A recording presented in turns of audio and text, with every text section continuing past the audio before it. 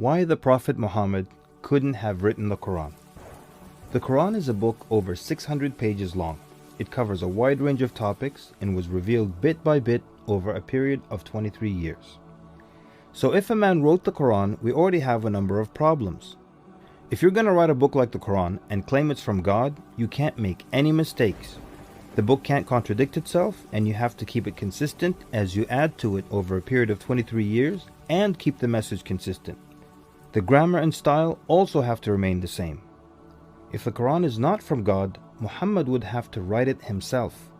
That means in the middle of the Arabian desert, with no books around and being illiterate, he would have to know law, civil rights law, criminal law, family law, labor law, military law, personal injury law, real estate law, and tax law. He would have to know history.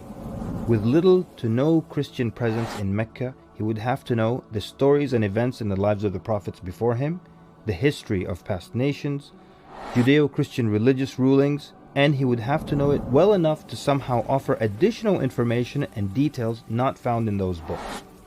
He would have to know how to develop a nation, how to start a government, know about worship and purification, invent dietary laws, know psychology, about raising children, arbitration, distribution of wealth, finance, and business.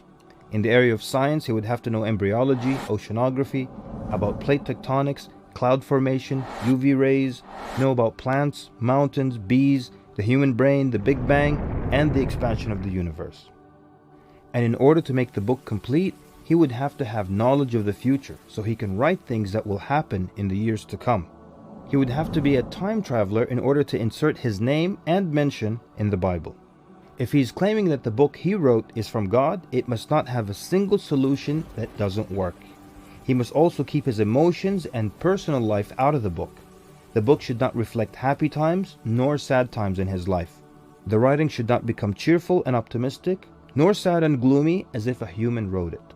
But when you read the Quran cover to cover, you can't sense when his wife died, when his daughters got married, when his grandchildren were born, when he was victorious, and when he was defeated. To anyone who examines the Quran, it becomes perfectly clear that there is no way a man in the desert 1400 years ago could have written such a book.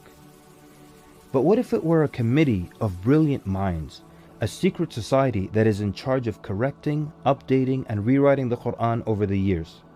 Their job would be to make sure that the book appears to be accurate, has no mistakes or contradictions, and to keep updating it to agree with science and the changing world.